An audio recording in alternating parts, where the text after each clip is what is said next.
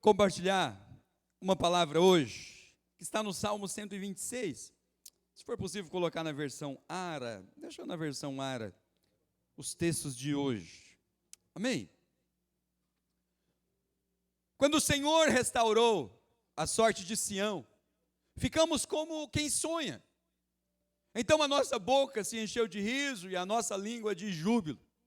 Então entre as nações se dizia, grandes coisas o Senhor tem feito por eles. Com efeito, grandes coisas fez o Senhor por nós. Por isso estamos alegres. Restaura, Senhor, a nossa sorte, como as torrentes no Negueb. Os que com lágrimas semeiam, com júbilo ceifarão. Quem sai andando e chorando, enquanto semeia, voltará com júbilo, trazendo os seus feixes. Amém? Pela palavra do Senhor. É importante você olhar para esse salmo e entender o contexto dele. Hoje nós estamos num domingo de Páscoa. Por mais que a Páscoa, ela é uma festa judaica da antiga aliança, por isso que nós não celebramos a Páscoa, nós lembramos da Páscoa. Porque ela apontava para quem Cristo era e aquilo que Cristo iria realizar. Então, quando a nação de Israel, o povo de Deus, foi retirado cativo do Egito, a vida dos primogênitos foram poupadas, mas dos filhos de Deus. E a sorte deles foi mudada naquele dia. E todos nós, em determinado momento da nossa vida, irmãos, nós precisamos ter a nossa sorte mudada. A Bíblia diz que nós nascemos mortos em nossos delitos e pecados. Nós nascemos separados de Deus. No culto de manhã aqui, eu falei sobre isso para os outros irmãos.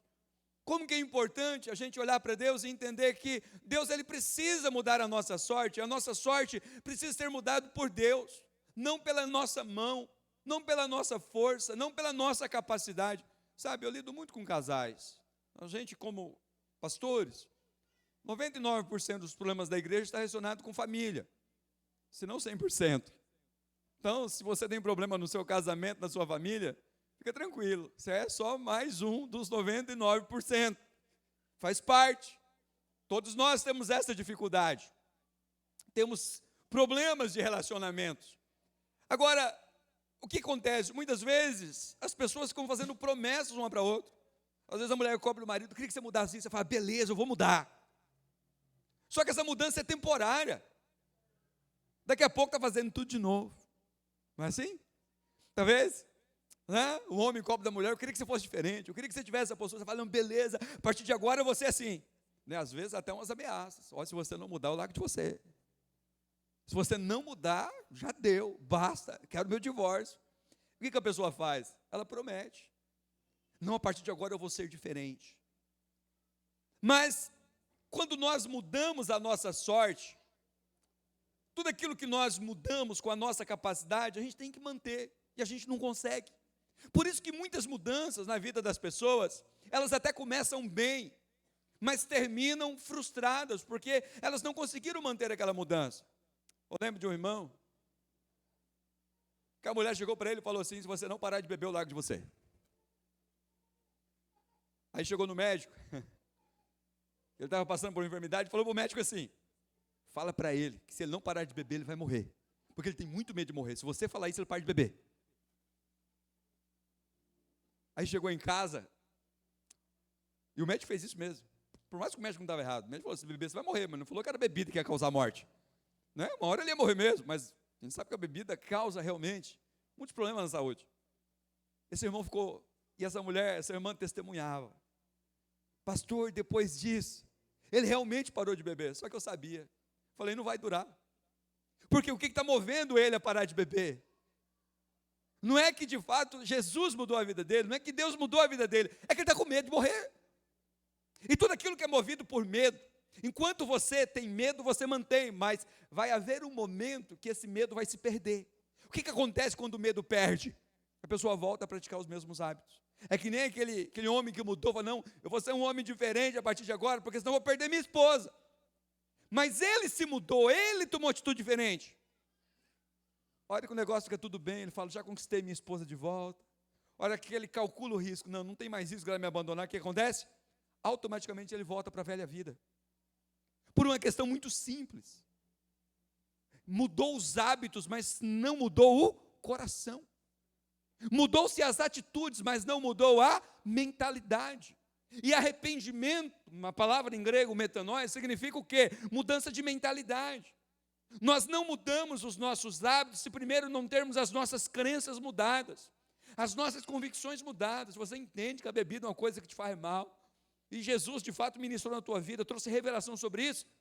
No outro dia você não bebe mais, no outro dia você não fuma mais, no outro dia você não usa mais droga, no outro dia você para com isso, você não lida mais com pornografia, seja o que for, mas é Deus que precisa efetuar isso em nós, para que essa mudança permaneça. Então, o texto que nós lemos fala que Deus mudou a sorte desses irmãos, porque que eles estavam numa outra dispensação. Eles estavam cativos pelos persas, pelo Império Persa, onde hoje é o Irã. O Irã antigamente se chamava Pérsia, foi um grande império. E um rei chamado Ciro viu a condição do povo de Deus, usado por Deus, liberou o povo. Pensa comigo, eles eram escravos, tinham uma vida miserável. E qual era o sonho de todo escravo? O sonho de todo escravo é ser livre. Então o que eles imaginavam? Senhor, e eles clamavam, Senhor, nos liberta. Assim como um dia o Senhor nos tirou da mão de Faraó, nos tira da mão do rei da Pérsia, leva-nos de volta, deixa nós irmos de volta para a nossa terra, para a nossa casa. Só que aí veio Ciro, o libertador, e fez algo extraordinário. Não só libertou eles, muito pelo contrário, ainda deu recursos, deu dinheiro, abençoou eles, para que eles pudessem voltar para as suas casas e construir as suas casas. E eles disseram assim, nós estamos como alguém que sonha. Eles ficaram impressionados com aquilo, porque Deus fez muito mais do que eles pediram ou imaginavam. Eles só queriam ser livres, mas o que Ciro fez? Ainda deu recurso para eles voltarem e construírem as suas casas, restaurar o seu país, restaurar a sua nação. Amém, irmãos? Creia nisso, o Senhor vai restaurar a sua sorte e vai fazer muito mais do que você tem pedido ou pensado. Talvez você tenha pedido só para quitar uma dívida. O Senhor vai fazer com que a sua vida prospere e você tenha condição de abençoar muitas outras vidas.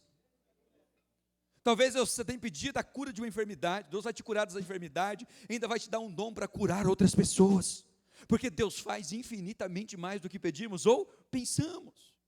Agora Deus precisa mudar a nossa sorte, não nós mesmos mudarmos a nossa sorte.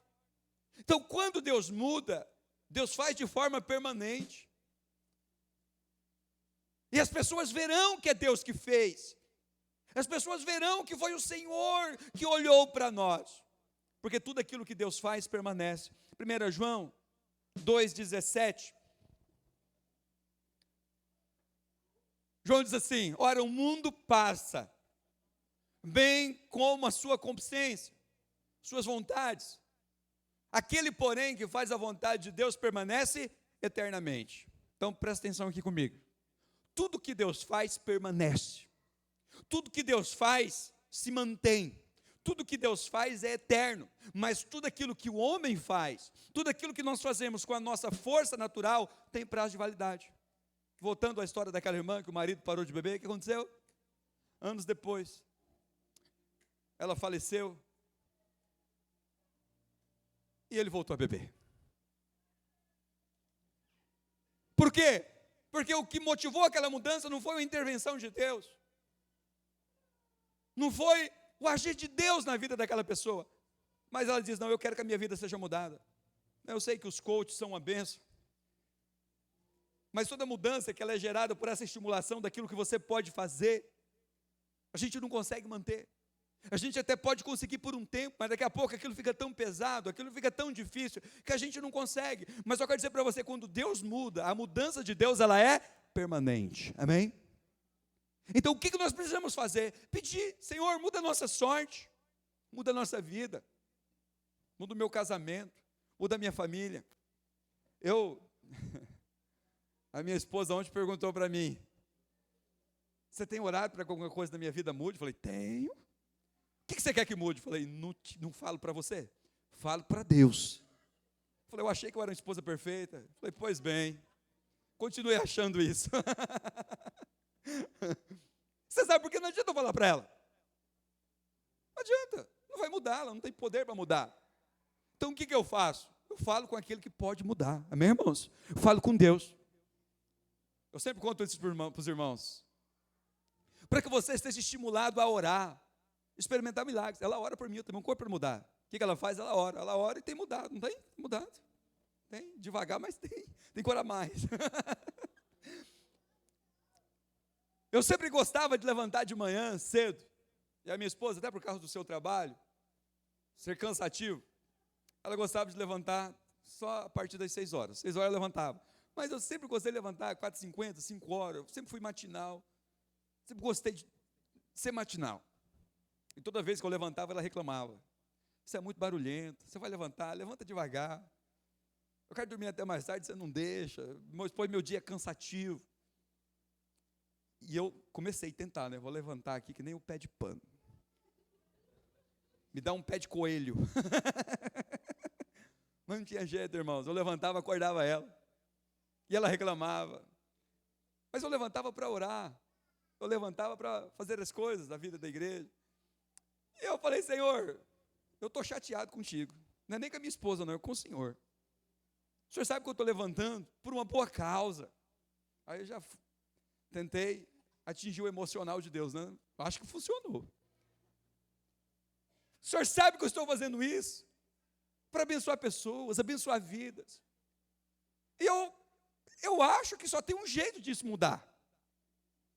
Coloca no coração dela um desejo de levantar no mesmo horário que eu. Só o Senhor pode fazer isso. Falei, não levanto mais antes das 6. Às vezes eu acordava lá, 4h50. Mexia para lá, mexia para cá. Falei, mas não levanto. Só vou levantar o dia que o Senhor mudar essa vontade no coração dela. Dá energia, dá disposição, sei lá, mas levanta junto comigo. Irmãos, ficamos 60 dias assim. Daqui a pouco essa mulher começou a levantar, 4h50. Falei, você vai levantar para quê? Eu vou fazer exercício, é o único horário que eu estou tendo. Falei, será que é minha oração? Será? Falei, eu vou esperar. Senhor, não vou criar expectativa. Passou-se 30 dias. Falei, vamos ver se vai manter. Esperei mais uns 30 dias, foi para 60 dias. Firme e forte. Falei, não é suficiente ainda. Vou esperar os 90 dias. Depois de 90 dias aproximadamente, realmente ela manter, eu vou entender que o Senhor fez uma obra na vida dela. O que aconteceu depois de 90 dias? Aí eu não conseguia levantar. Costumei levantar 6 horas. Falei, Senhor, agora me ajuda. Porque agora eu que não estou conseguindo. Aí foi uma luta para voltar. Mas sabe por que eu estou falando isso para você? Porque a oração tem poder. Quando a gente ora, milagres acontecem. Eu estou dando um exemplo de uma coisa que você fala, que você pudesse olhar e fazer, impossível. Então, às vezes, a gente fica cobrando das pessoas mudanças, a gente fica cobrando de nós, não precisa ser uma pessoa melhor. Não adianta você cobrar os outros e cobrar a si mesmo. O que nós temos que fazer é pedir, Senhor, muda. Muda a minha sorte, muda a situação, muda esse comportamento. É assim com as suas ovelhas da célula. Se você quer que as pessoas da sua célula tenham uma atitude diferente, ore. Talvez eles não são compromissados, talvez eles não se envolvem. Talvez eles não são frutíferos, não convida pessoas, comece a orar e você vai ver as portas se abrirem. Nós temos orado aqui para não chover na hora do culto, e não tem chovido.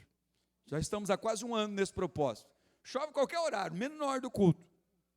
Porque a nossa oração tem poder. Ontem o irmão falou comigo, pastor, eu tenho orado para acontecer isso na célula, e tem acontecido também, não tem chovido na hora da célula. Eu falei, glória a Deus.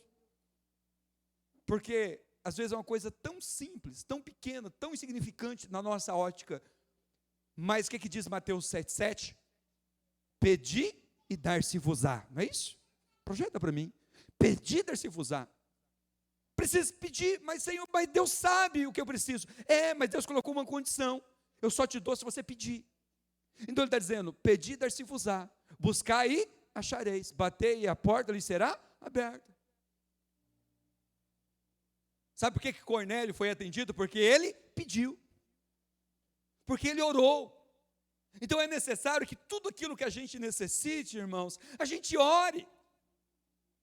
Talvez a gente fique só no âmbito desse, como eu queria que a minha vida fosse diferente. Como eu queria que isso acontecesse. Ore.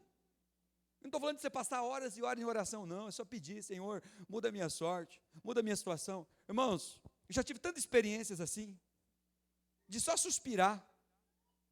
Um dia eu estava sem relógio, falei isso para os irmãos, um dia eu estava sem relógio, meu relógio quebrou. Falei, Senhor, olhei para a minha conta, falei, eu não tenho condição de comprar um relógio. Isso eu estava trocando para vir para o culto.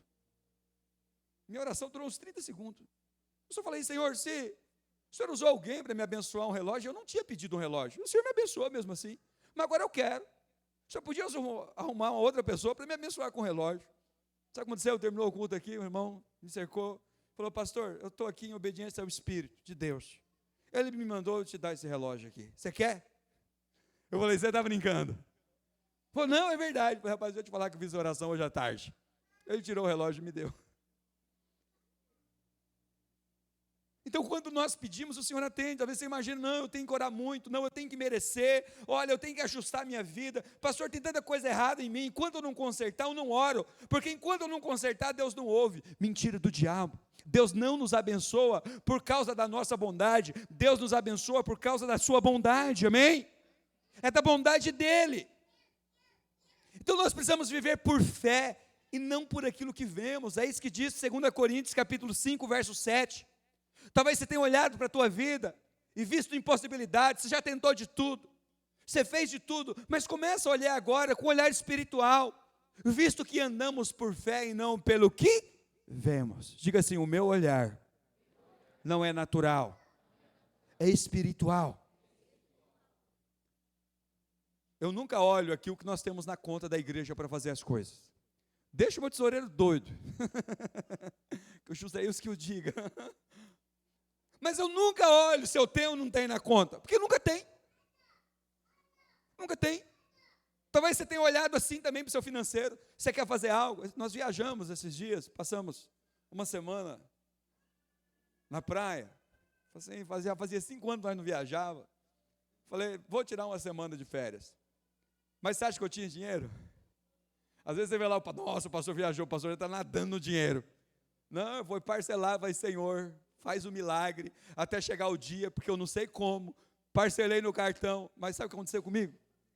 A hora que terminamos a viagem, não ficamos devendo nenhum centavo. As portas se abriram. Mas o que a gente fica imaginando? Eu preciso ter para fazer. Não, pastor, eu não viajo porque eu não tenho dinheiro. Por isso que eu não viajo com a minha família, eu também não tinha. Porque a gente tem que olhar as coisas com um olhar espiritual. Se Deus falou com você, se o Espírito ministrou ao teu coração, é isso que você quer fazer, então vamos você fazer loucura, não.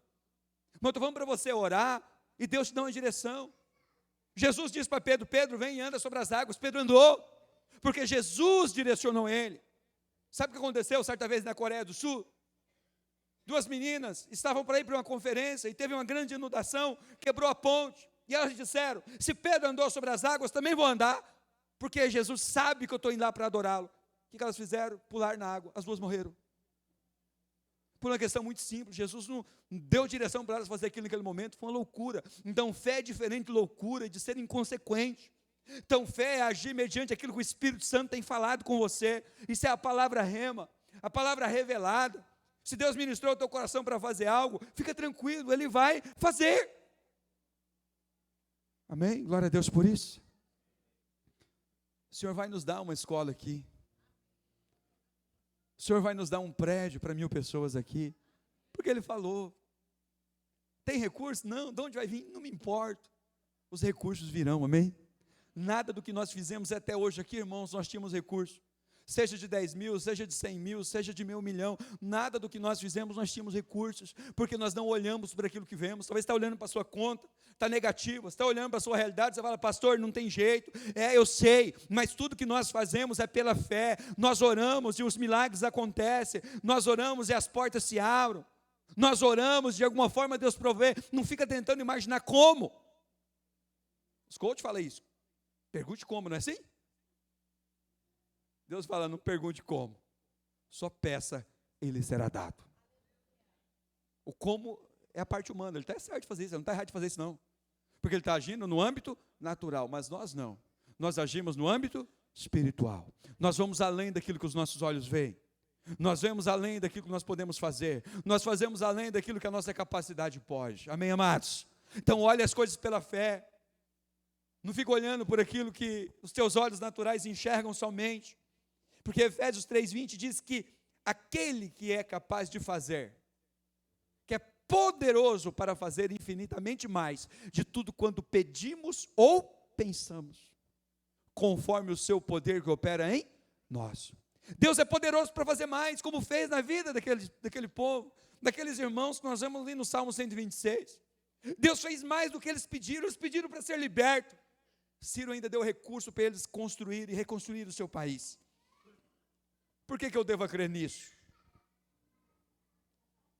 Romanos 8:32 diz que aquele que não poupou o seu próprio filho, como eu disse, é um domingo de Páscoa, nós celebramos a morte e a ressurreição do Senhor Jesus, porque o Pai nos entregou. Ele diz, aquele que não poupou o seu próprio filho, antes o entregou por todos nós, não nos dará com ele, graciosamente, todas as coisas? Diga assim, graciosamente. Graciosamente é você não merecer. Tudo que Deus nos dá não é por merecimento. Talvez você está esperando, não, eu preciso orar mais, eu preciso orar mais, o pastor tem um monte de coisa para colocar em ordem da minha vida, é por isso que Deus não está me dando, não. Não é por causa disso, não. Claro, se você alinhar a sua vida com o Senhor, você só tem a ganhar com isso. Mas nenhum milagre que Deus libera sobre nós é por merecimento. Então, se Ele te deu o filho, Ele vai te dar a cura dessa enfermidade. Se Ele te deu o filho, Ele vai te dar a restauração desse casamento. Se Ele te deu o filho, Ele vai te dar a libertação desse pecado. Se Ele te deu o filho, Ele vai te dar recursos financeiros também. Ele vai tirar você dessa dívida, Ele vai tirar você dessa situação adversa. Creia, porque Ele já deu algo de muito mais valor, que é o próprio filho, amém? Agora, o que de fato muda a nossa vida? Não é a severidade de Deus. Romanos 2, verso 4, diz que Deus ele é rico. Mas Ele é rico em quê? O texto diz que nós muitas vezes desprezamos isso. Desprezamos a riqueza da sua bondade. Deus não é bom, Ele é rico em bondade, amém? E quem é rico dá, abençoa, semeia aquilo que tem. Então o que Deus tem de sobra? Em abundância. O texto diz que Ele tem bondade, Ele é tolerante, Ele é longânimo, Ele é paciente. E é essa bondade que conduz as pessoas ao arrependimento. Tudo que você precisa é ter revelação da bondade de Deus sobre você. Sabe, o texto está dizendo aqui, olha, é a severidade de Deus.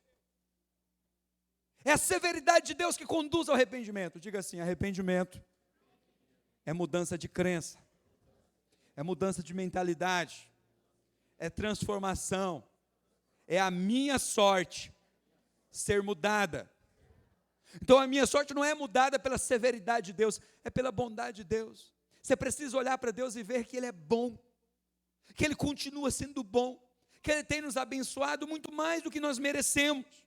E às vezes nós perdemos de vista essa verdade, que o Senhor tem nos abençoado muito mais do que nós merecemos. Então é a bondade, é você olhar para Deus e ver que Deus é bom, que Deus continua cuidando de você. A minha conversão foi assim, irmãos. Talvez você tenha passado por tempos difíceis, mas creia que tempos de bênção virão sobre você, virá sobre você. Todos nós passamos por situações adversas, mas você precisa crer que você vai chegar do outro lado, e essa situação vai ser mudada. Eu passei por uma fase muito difícil na minha vida, muito difícil, uma fase tenebrosa. Então eu entrei numa empresa, falei, Senhor, eu vou recomeçar a minha vida, e eu quero que o Senhor me abençoe. Mas não entreguei minha vida para Ele, não corrigi nada, mudei nada, não cultuava, não frequentava, mas eu falei com Deus, eu quero uma vida diferente, eu quero que o Senhor me abençoe. E eu fazia minhas promessas para Ele, e eu prometo que eu vou ser uma pessoa diferente. Nunca conseguia cumprir. Sabe o que aconteceu? Deus começou a me abençoar naquela empresa, Deus começou a me abençoar naquele lugar. Sabe o que aconteceu comigo? Eu falei, puxa vida, Deus está me abençoando e eu não mudei nada. Deus está me abençoando e eu não estou fazendo nada, eu não fiz nada para que Deus me abençoasse. Ele simplesmente está me abençoando.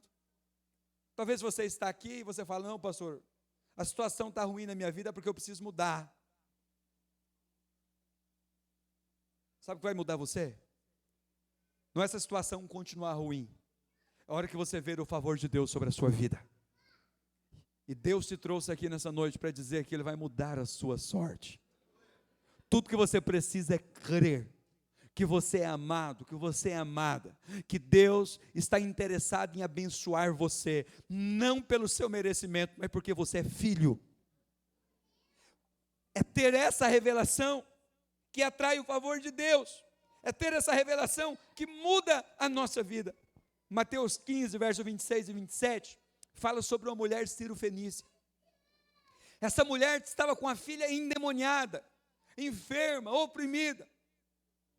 E ela chegou até Jesus e falou: Jesus, liberta minha filha. Então ele respondendo disse: não é bom tomar o pão dos filhos e lançá-los aos cachorrinhos. Ela contudo replicou: sim, Senhor, porém os cachorrinhos comem das migalhas que caem da mesa dos seus donos. Deixa eu falar uma coisa para você. Você não come das migalhas de Deus.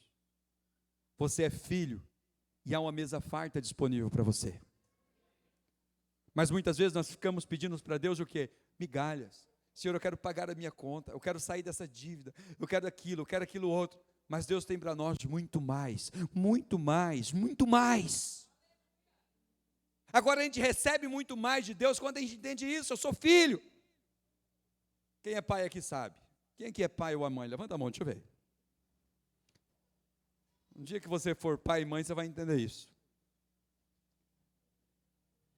Quando seu filho ou sua filha fica doente, cadê as crianças aqui? Crianças, quando vocês ficam doentes, vocês querem ser curados, sim ou não?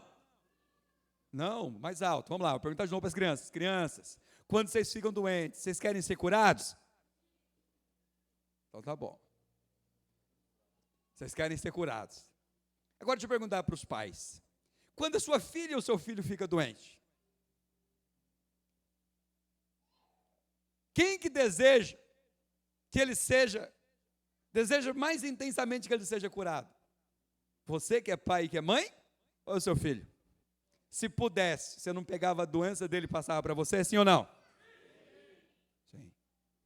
Sabe por quê? Por uma questão muito simples. Você deseja a cura do seu filho mais do que ele, porque você o ama. Sabe o que Jesus disse acerca disso? Ele disse: se vocês que são maus desejam coisas boas aos vossos filhos, quanto mais vosso Pai Celestial. Oh, você não tem noção de como Deus quer mudar a sua sorte. Talvez você está achando: será que Deus quer, pastor? Será que Deus quer fazer? Olha para o seu filho. Você quer que ele seja uma pessoa muito mais bem sucedida que você, sim ou não?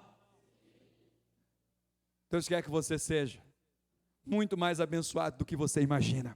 Talvez você está falando: será que Deus quer mudar a minha vida? Será que Deus quer mudar a minha sorte? Quero dizer para você, Ele quer muito mais do que você, e é Ele que está plantando essa vontade em você. Só que Ele não invade a sua vida. Você precisa pedir, você precisa crer e entender que você é filho, que você é amado, e o favor de Deus virá sobre a sua vida. Só creia. Do que você precisa? De fé. Tudo que você precisa é de fé, de crer que o Senhor vai abrir as portas sobre a sua vida. Sabe o que aconteceu com Paulo e Silas na prisão? Talvez você está aqui e fala: Senhor, eu quero que o Senhor mude a minha sorte para eu ser uma pessoa feliz e alegre. Mas deixa eu falar uma verdade para você. Talvez aqui na hora do louvor, você não teve nenhuma motivação para você louvar. Talvez você está aqui, você não teve nenhuma motivação para adorar a Deus. Mas nós não adoramos a Deus por motivação. Nós adoramos a Deus por revelação. Porque quando nós adoramos, as cadeias quebram, as algemas se soltam, e nós somos libertos e a nossa sorte é mudada. Por volta da meia-noite, Paulo e Silas oravam e cantavam louvores a Deus. E os demais companheiros da prisão escutavam. Talvez você está aqui, está vendo todo mundo louvar, cantar, você só está escutando. Porque você fala: eu não tenho motivação, minha vida está uma porcaria, pastor. Minha vida está um inferno, minha vida é um fracasso, eu não tenho motivação para adorar. Você só está escutando. Mas eu quero te desafiar hoje a ter uma atitude diferente. Eu quero te convidar hoje a ter uma postura diferente, de você entender que quando você adora, as situações mudam e a tua sorte é mudada. Sabe o que aconteceu com eles? Eles estavam presos injustamente, mas eles cantavam e oravam. E os outros ouviam. De repente, sobreveio o tamanho terremoto, que sacudiu os alicerces da prisão. Abriram-se, diga assim, todas as portas. E soltaram-se todas as cadeias de todos. Quero dizer para você que Deus vai mudar a sua sorte. Vai mudar a sua vida, e não vai ser só você que vai ser abençoado, não. Todos que estiverem à sua volta também serão abençoados. As prisões de todos vão cair também, só porque eles estão perto de você. Tudo que você precisa fazer é continuar adorando a Deus, não por motivação, mas por revelação, porque quando você adora, portas se abrem. Quando você se alegra no Senhor, Ele muda a sua sorte. Talvez você está esperando Ele mudar a sua sorte para você se alegrar. Não, se alegra nele, então a sua sorte será mudada. Se alegra nele, adore, cultue, vai para a célula, sem motivação nenhuma, mas vai por revelação. Eu vou lá porque eu vou orar, eu vou adorar, eu vou cantar, eu vou louvar, e as portas vão se abrir.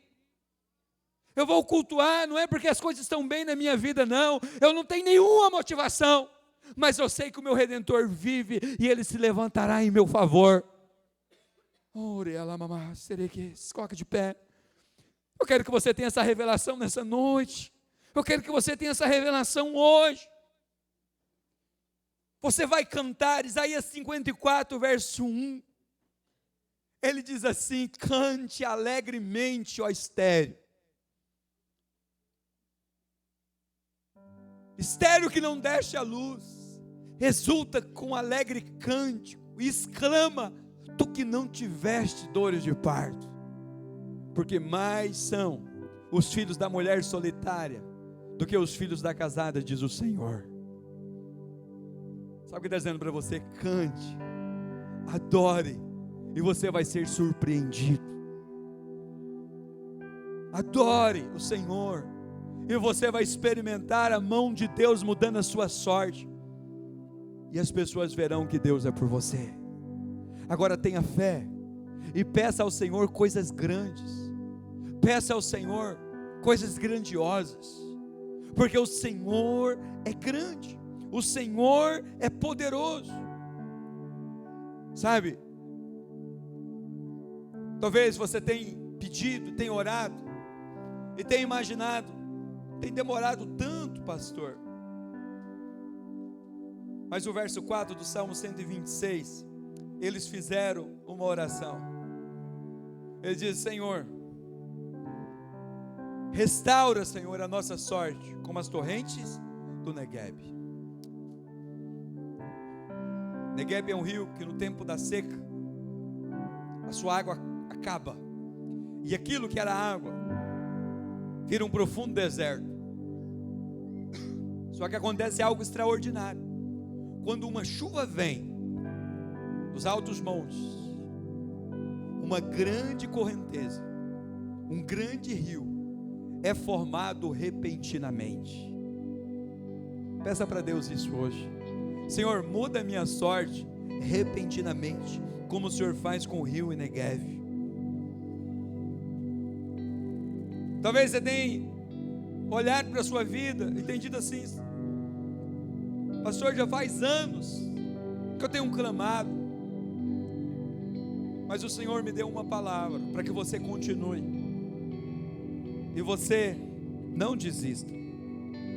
O Salmo 30, verso 5, diz assim: porque não passa de um momento a sua ira, falando acerca de Deus, mas o seu favor dura a vida inteira. Ao anoitecer pode vir o choro, mas a alegria, ela vem pela manhã. Há uma promessa sobre a sua vida. As portas vão se abrir repentinamente, e você vai experimentar a alegria do Senhor. Louve a Deus como você já estivesse recebido esse milagre. Agradeça a Deus como você já estivesse recebido. Isso é fé, é você dizer: eu creio que Deus já fez, e eu vou louvá-lo por isso, eu vou adorá-lo por isso, e não vou retroceder. Gênesis 29:20 fala sobre Jacó, que Jacó amava Raquel. Sabe quantos anos ele trabalhou por ela? 7 anos. Mas o texto diz que esses anos que ele trabalhou por ela parecia dias, porque ele a amava. Se tem algo que você deseja profundamente, talvez você vai orar por meses, você vai orar por anos, mas vão parecer dias, porque você deseja isso profundamente. E eu quero que nessa noite você peça para o Senhor mudar a sua sorte. Talvez você tenha se esforçado e pedido para Deus: Deus, muda a minha sorte, muda a minha situação, muda a minha circunstância. Mas no fundo é você que tem tentado se mudar. Mas o Espírito de Deus te trouxe aqui nessa noite para dizer para você: deixa eu mudar a sua sorte. Isaías 64 diz que desde a antiguidade não se viu, não se ouviu um Deus que trabalha por aqueles que nele espera. Você vai pedir para Deus mudar a sua sorte hoje.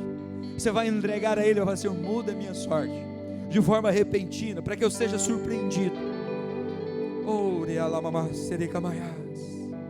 Feche os teus olhos. Eu quero que os servos com os itens de ceia venham aqui à frente já. Feche os teus olhos. Eu quero que você coloque diante de Deus aquilo que você gostaria que Deus fizesse na sua vida. Fale com Deus aquilo que você gostaria que fosse mudado a sua sorte, e você pudesse depois dizer: foi Deus que fez. Pai, eu libero, Pai, nesse momento, nesse ambiente, para a manifestação da sua presença. Pai, libera, Senhor, neste lugar a tua cura. Eu oro por aqueles que estão enfermos e declaro que eles serão curados. Todos aqueles que estão pedindo cura, eu declaro que o Senhor vai fazer infinitamente mais. O Senhor não vai só curá-lo, mas vai dar uma saúde extraordinária. O Senhor vai dar uma disposição maior, uma vitalidade maior. Eu declaro sobre aqueles que estão estéreis, que estão desejando ter filhos, eles vão exultar e se alegrar, crendo, Pai, que mais do que eles, é o Senhor que deseja que eles tenham esse filho. Eu declaro sobre a vida daqueles que querem pagar uma conta, estão endividados. Eu declaro que eles vão chegar no final deste ano com as portas abertas, e aquilo que eles deviam, Pai, eles vão ter de saldo e vão celebrar e dizer: o Senhor fez grandes coisas, o Senhor mudou a minha sorte repentinamente. Pai, dê-nos fé de entender que é a sua bondade que nos alcança, que é a sua graça, que tudo o Senhor nos dá graciosamente. Nós não merecemos, mas o Senhor nos tem por filhos, e o Senhor nos abençoa porque nós somos filhos. Pai, muda esse casamento, muda a vida dessa pessoa. Pai, eu oro por aqueles que têm intercedido por um familiar, pela salvação dele, pela restauração dele. Ele tem se frustrado, ele tem cobrado, ele tem exigido. Pai, eu declaro que ele vai somente orar, ela vai somente orar a partir de agora, e o Senhor vai mudar a sorte. Jesus, eu declaro, esse é o ano da multiplicação, nós vamos experimentar milagres de todas as formas. Jesus, muito obrigado pelo teu sacrifício, que nesse domingo de Páscoa, nós venhamos lembrar que tudo é por causa do Senhor. O Senhor morreu naquela cruz e nos deu vida, e nós queremos te agradecer nessa noite. Pai, aqui estão, Senhor, o pão, o vinho, e eu declaro que esses elementos aqui representados pelo teu corpo, pelo teu sangue, seja um fortalecimento na vida dos seus filhos, e nós tenhamos a revelação de que o Senhor já mudou a nossa sorte, o Senhor já perdoou os nossos pecados, o Senhor escreveu o nosso nome no livro da vida. Por isso nós nos alegramos, porque o Senhor já nos libertou e nos deu uma nova perspectiva. Diga assim: eu creio que o Senhor Jesus é o meu libertador. Eu entrego a minha vida para Ele. Eu recebo o perdão dos pecados. Eu recebo portas abertas. A minha sorte já foi mudada, e eu quero que ela continue mudando para melhor.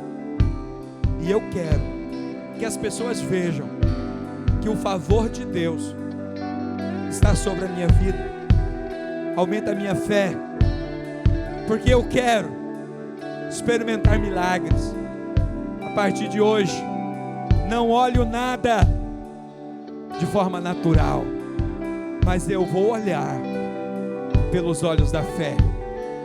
Jesus, muda a minha sorte, aonde precisa ser mudado, eu entrego a minha vida ao Senhor Jesus, as minhas necessidades ao Senhor Jesus, porque o Pai já me deu o Filho, e Ele não vai me negar nada inferior, e tudo que eu receber aqui em vida será inferior ao que eu recebi do meu Pai.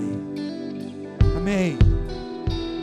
Eu quero que você, nessa noite, enquanto o louvor vai estar ministrando, os irmãos vão estar entregando os itens, as crianças têm aqui a uva, de uma forma simbólica também, mas eu quero que você adore. A ceia é para aqueles que têm revelação que são filhos de Deus. Você que decide se você participa da ceia ou não. Aos irmãos que não são batizados, eu sempre recomendo que espere o batismo, para que você faça com entendimento do que significa a ceia do Senhor. Então hoje, nesse domingo de Páscoa, nós vamos celebrar o pão, o vinho, o sacrifício do Senhor. Mas lembre que a ceia não é para quem merece. Nada na nova aliança é por merecimento. Ontem à noite uma irmã mandou uma mensagem para mim: pastor, eu estou divorciado, meu casamento acabou, eu posso participar da ceia? Eu falei: você deve. Esse é o momento de você alinhar sua vida com o Senhor. Esse é o momento de você receber o perdão. Então a ceia não é para quem não tem pecado. A ceia é para quem reconhece que pelo sangue de Jesus nós somos perdoados. Então se há algo está desconecto com Deus, esse é o momento de você falar: Senhor, eu recebo do Senhor o perdão. Então aqui nós celebramos o perdão dos nossos pecados. Não é o momento da gente se autocondenar e se autoflagelar, da gente dizer: Senhor, obrigado, porque na cruz todos os meus pecados foram perdoados. Amém? Então vamos celebrar o perdão dos nossos pecados. Você vai fazer isso com alegria. Os seus pecados foram perdoados. Você vai receber o item e nós vamos participar juntos no momento certo. Pode distribuir.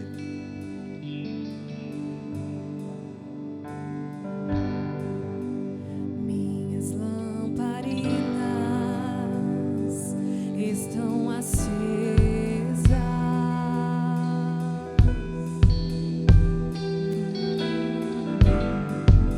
Só estou esperando o barulho dos seus passos em direção à porta. É só bater que eu vou abrir pra você.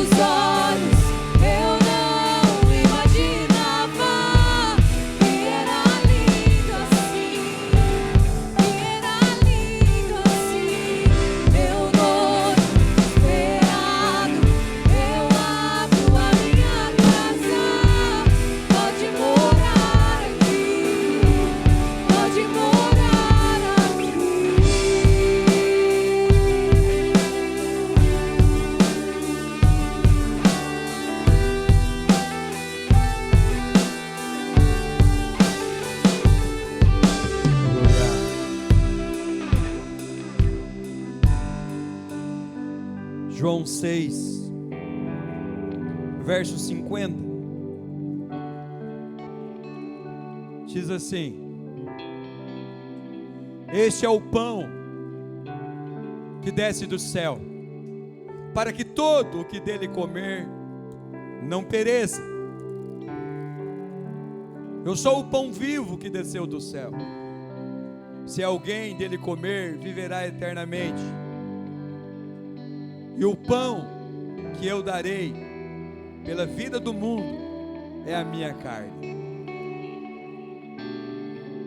Disputavam, pois, os judeus entre si, dizendo: como pode este dar-nos de comer da sua própria carne? Respondeu-lhe Jesus: em verdade vos digo, se não comermos a carne do Filho do Homem e não beberes o seu sangue, não tendes vida em vós mesmo.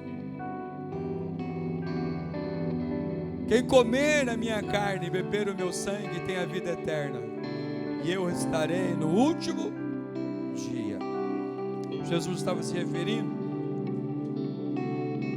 ao pão e o vinho, porque quando nós comemos do pão e bebemos do vinho, nós estamos participando do sofrimento de Cristo. A Bíblia diz que na cruz seu corpo foi moído, enfermo. Quando nós participamos do pão, nós estamos recebendo de Jesus a sua saúde, amém? A palavra de Deus diz que Ele tomou sobre si as nossas doenças e as nossas enfermidades.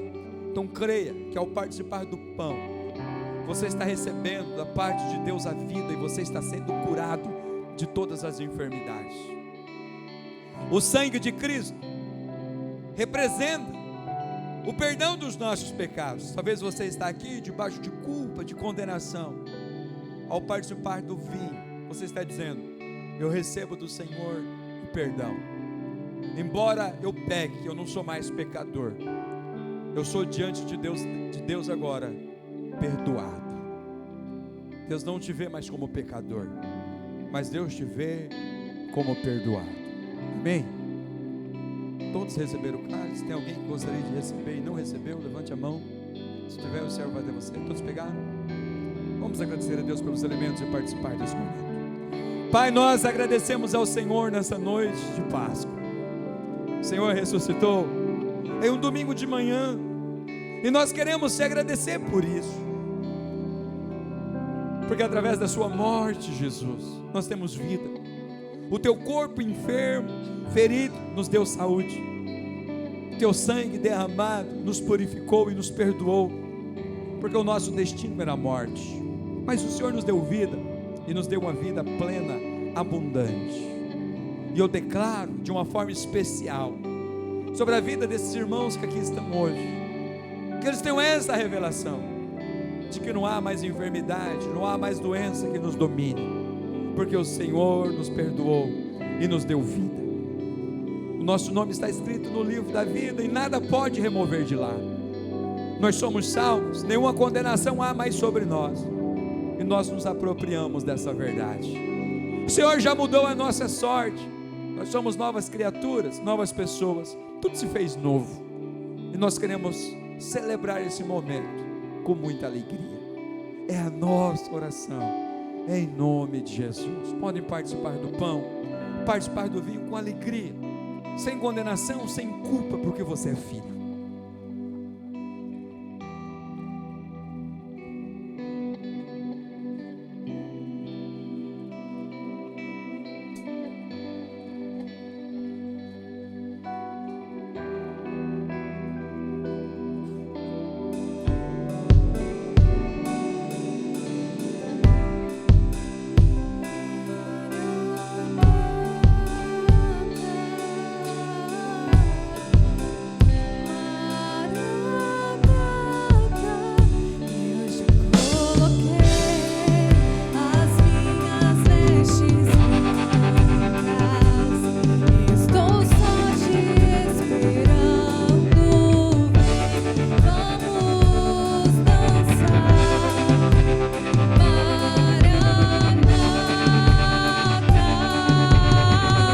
Diga para Ele nessa noite, adore por revelação. Coloquei as minhas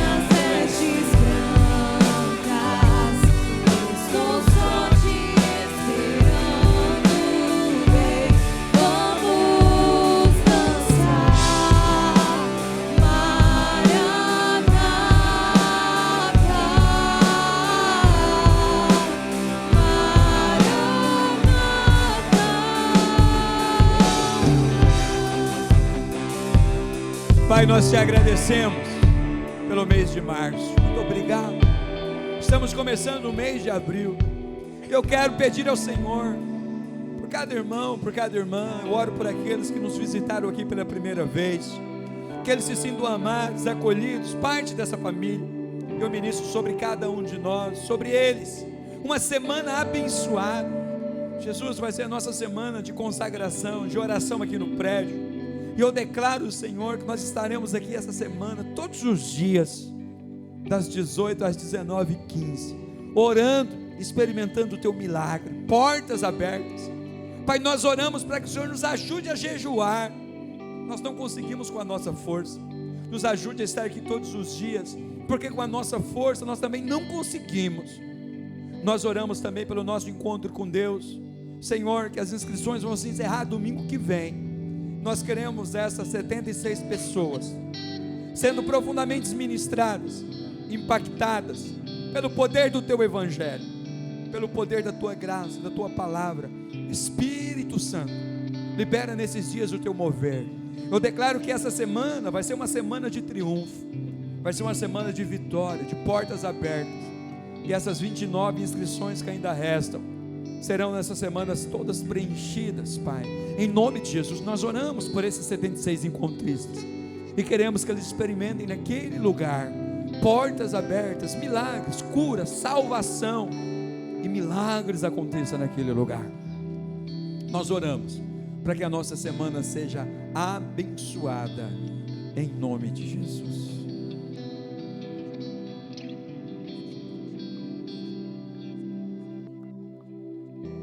Amém? Estenda as mãos em forma de receber.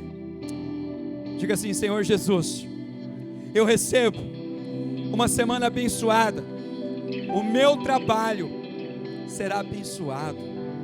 Na minha casa haverá bênção, e a minha sorte será mudada.